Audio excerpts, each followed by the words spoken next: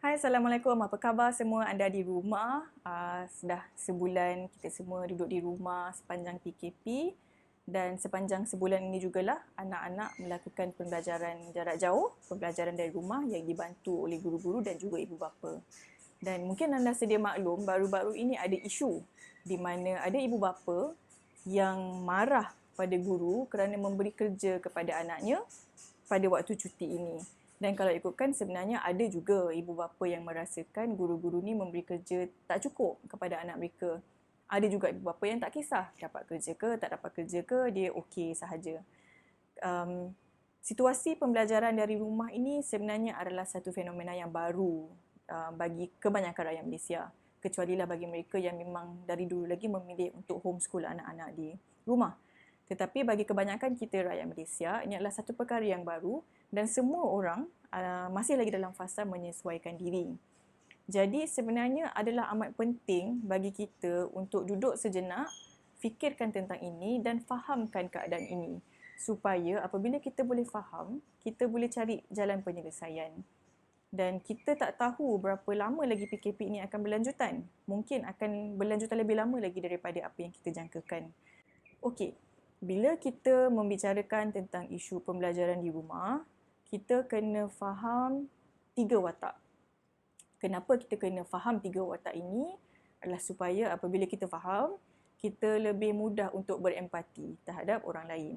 Dan apabila kita faham, kita akan lebih mudah untuk bersabar apabila kita berurusan dengan mereka ataupun menguruskan kerenah-kerenah mereka. Watak pertama yang kita kena faham ialah watak ibu bapa. Kedua, watak guru-guru dan juga ketiga, anak murid.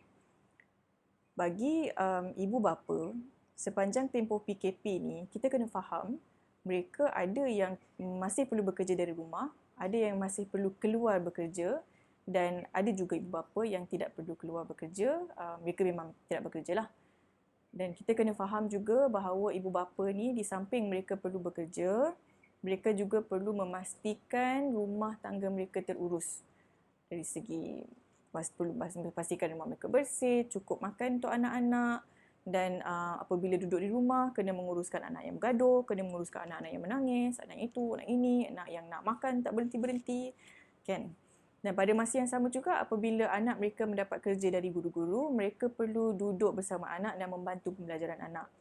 So dari aspek ini, kita kena faham bahawa bukan semua ibu bapa mereka tahu macam mana nak ajar anak mereka di rumah. Guru tidak boleh membuat andaian bahawa apabila mereka memberikan kerja kepada anak-anak, mak ayah tolonglah anak dekat rumah. Dia tidak semudah yang kita sangka kerana tidak semua mak ayah mempunyai kemahiran untuk mengajar anak di rumah. Dan dia sebenarnya tidak berkaitan dengan tahap pendidikan ibu bapa itu tinggi atau rendah. Kerana mengajar ini memerlukan satu kemahiran. Dan kemahiran ini tak semua ibu bapa ada. Jadi itu yang kita kena faham dari sudut perspektif seorang ibu atau ayah. Bagi guru-guru pula, yang kita kena faham ialah guru-guru ini walaupun tugas dia ialah mengajar, pada masa yang sama dalam tempoh PKP ni dia juga perlu berada di rumah dan menguruskan rumah tangga. Menguruskan rumah tangga seperti mana ibu bapa lain juga dan mereka juga perlu menguruskan anak-anak mereka. Di samping itu mereka perlu memastikan anak-anak murid juga terurus dari segi pembelajaran. Okay, dari segi memahami skop tanggungjawab seorang guru, kita kena faham ialah apabila seorang guru ni dia nak memberikan satu kandungan pembelajaran kepada anak murid, dia tidak semudah mencedok konten, share link ataupun ambil gambar dan hantar kepada anak murid. Jika seorang guru tersebut nak memastikan kandungan pembelajaran itu berkualiti, dia mengambil satu usaha yang banyak. Dia adalah satu usaha yang banyak sebenarnya.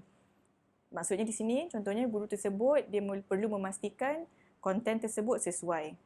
Selepas dah ada konten, dia kena pastikan konten tersebut disusun dan diolah supaya apabila konten tersebut diberi kepada anak murid melalui digital platform, anak murid dia boleh faham dan dia boleh buat tugasan yang diberikan.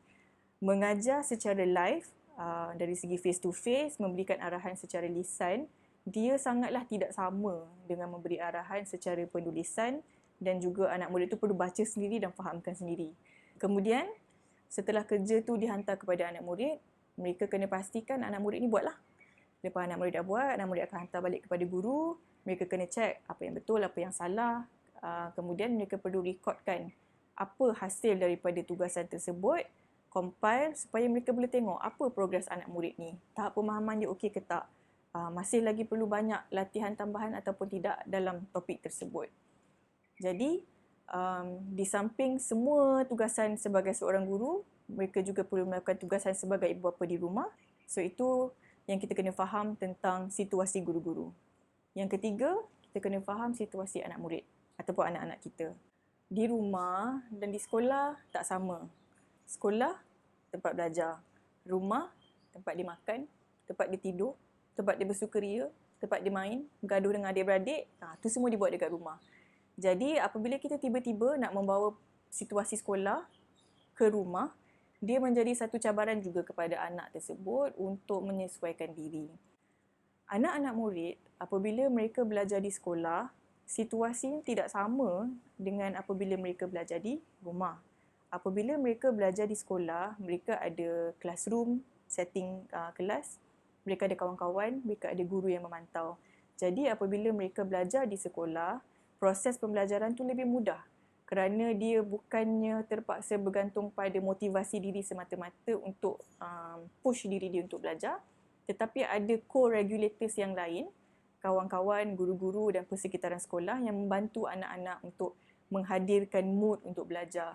Apabila di rumah, jika seorang anak tu dia susah untuk nak uruskan masa dan pembelajaran, dia bukanlah semata-mata kerana anak itu tidak bermotivasi, bukanlah sebab dia tu sengaja nak malas ataupun sebab semata-mata dia tidak ada disiplin, tetapi persekitaran rumah, setting dalam rumah tu dan juga bagaimana orang di sekelilingnya memainkan peranan juga dari segi keupayaan dia untuk menguruskan diri dan juga pembelajaran. Okay. So sekarang ni bila kita dah faham cabaran dan kesusahan yang dihadapi oleh ibu bapa, guru dan anak-anak, macam mana kita nak cari penyelesaian satu titik harmoni supaya kita dapat bertemu pada satu tempat yang akan akhirnya memberi manfaat kepada anak-anak. Pada akhirnya ibu bapa, guru dan anak-anak ni kita semua terikat dalam satu cinta tiga segi. Mak ayah, cikgu-cikgu semuanya nakkan yang terbaik untuk anak-anak. Jadi kita semua sebenarnya tengah berusaha ke arah itu. Kita masing-masing, first and foremost, kita kena set apa expectation kita. Sepanjang tempoh PKP ni, sepanjang tempoh anak tak bersekolah dan duduk di rumah ni, apa yang kita nak anak capai? Apa yang kita nak anak belajar? Dan apa yang kita nak anak-anak kita tu isi masa dia macam mana? Dari guru-guru pula, apa expectation guru terhadap pencapaian anak dari segi pembelajaran? Adakah cikgu-cikgu expect anak murid ni dia boleh belajar sama macam dia belajar di sekolah, faham seperti mana kalau dia belajar di sekolah dan skor tinggi juga seperti mana yang dia belajar di sekolah ataupun bagaimana? Dan ibu bapa dan guru-guru juga mungkin ada yang risau tentang exam. Dari aspek ini, kita kena setkan satu expectation yang realistik. Dalam keadaan kita terpaksa bercuti yang panjang, adakah kita masih nak risaukan exam semata-mata? Kita kena fikir juga dari segi emosi, dari segi stres berkurung di rumah, ada banyak lagi faktor lain dan exam tu bukanlah satu-satunya perkara yang paling penting dalam hidup seorang manusia ni. Kita kena ingat yang tu. Kedua, yang kita kena uruskan ialah mindset kita dari segi konsep pembelajaran. Pembelajaran berlaku anywhere, everywhere, at any time, all the time. Learning takes place all the time. Dia bukan sahaja kalau anak tu menghadap laptop atau menghadap kerja anak, buat kerja latihan, barulah dia belajar. Sebenarnya, kalau kita boleh lihat secara lebih meluas lagi, semua benda yang anak buat di rumah sebenarnya dia boleh menjadi satu sisi pembelajaran untuk anak.